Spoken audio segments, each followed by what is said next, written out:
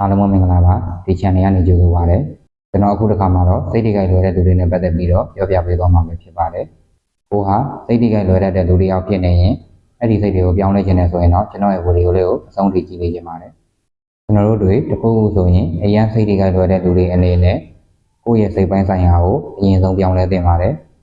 မပြောင်းလဲပဲစိတ်ထိခိုက်လွယ်နေရင်ကိုယ်ဝဲဖို့ခံစားရပြီးကြာလာရင်စိတ်အားငယ်တဲ့လူတွေရောက်ဖြစ်လာပါလိမ့်မယ်ဒါကြောင့်စိတ်ထိခိုက်လွယ်တဲ့လူတွေအနေနဲ့ပြောင်းလဲတဲ့စိတ်ပိုင်းဆိုင်ရာတွေကိုပြောပြပေးပါမယ်။ဘူဟာသင်္ကိမဖြစ်ပါနဲ့။စိတ်ထိခိုက်လွယ်တတ်တဲ့လူတွေဟာအရန်ကိုအတွေးများတာမျိုးတွေဖြစ်တတ်ကြပါတယ်။အခုဆိုရင်ဘာမှမဟုတ်တာလေးကအစဘူဟာသင်္ကိတွေဖြစ်ပြီးစိတ်ပင်ပန်းနေရတာတွေပိုပြီးစိတ်ထိခိုက်လွယ်နေကြတာတွေတွေ့ရပါတယ်။သင်လည်းအဲ့လိုဖြစ်နေရင်ကြိုးစားပြီးပြင်ဆင်ကြည့်ပါ။ကောင်းတဲ့ဘက်ကိုပဲအရင်တွေးပါ။ကျွန်တော်တို့ကိုမကြိုက်တာတစ်ခုခုကြားရတဲ့အခါစိတ်ထဲမှာတွေးနေပြီးစိတ်မကြည်တာတွေစိတ်ထိခိုက်တာတွေဖြစ်တတ်ပါတယ်။ဒီလိုမျိုးတွေကြုံလာရင်စိတ်ထိခိုက်လွယ်တဲ့အကျင့်ကိုအကောင်းဘက်သို့ပြောင်းလဲပြတဲ့အနေနဲ့ဘာကိုပဲတွေးကောင်းတဲ့ဘက်ကိုပဲတွေးသိခြင်းပါလေ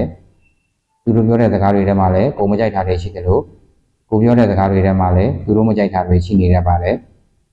ဘာပဲဖြစ်ဖြစ်ဖြည့်တွေ့နိုင်တာစိတ်သက်သာရပါတယ်ဒါမှကျွန်တော်တို့နည်းနည်းတော့စိတ်သက်သာရပြီးသိခံစားပြတော့မှာမဟုတ်ပါဘူးအစိမပြေတာတစ်ခုခုဖြစ်လာရင်တောင်မှအကောင်းဘက်ကိုပြောင်းလဲနိုင်အောင်ကြိုးစားသိခြင်းပါလေပျော်ရွှင်စေမယ့်အရာတွေကိုပဲရွေးချယ်ပါတခုခုဆိုရင်အများကြီးမတွေ့ပဲကိုပျော်ရွှင်စေမယ့်အရာကိုသာဦးစားပြီးရွေးချယ်စေခြင်းပါတယ်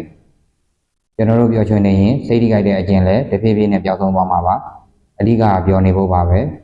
ဒါကြောင့်အတွေးတွေမများပဲကိုယ်စိတ်ကိုပြောင်းနေစေခြင်းပါတယ်လူတိုင်းကိုကိုယ်စိတ်နဲ့မနိုင်ပါနဲ့လူတိုင်းကိုကိုယ်စိတ်နဲ့နိုင်ပြီးခံစားနေရင်တော့ဘယ်တော့မှခံစားလို့ပြီးမှာမဟုတ်ပါဘူး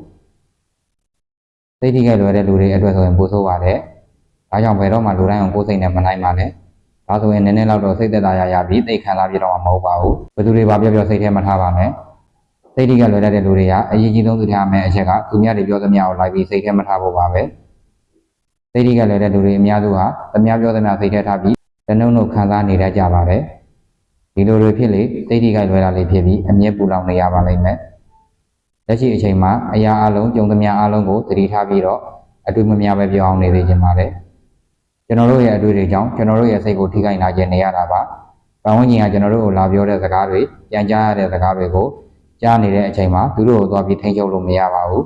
။ဒါတွေကိုဘယ်လိုတုံ့ပြန်မလဲဆိုတာတော့ကျွန်တော်တို့ရဲ့စိတ်ကိုထိန်းချုပ်လို့ရပါတယ်။ဒါကြောင့်ကိုယ်စိတ်ကိုဓမ္မခတ်ပါနဲ့။လောကကြီးမှာနေတဲ့ရင်ကျင်းတဲ့ဆရာတွေအများကြီးပါ။ခုဆိုစိတ်ထိခိုက်မနေပဲ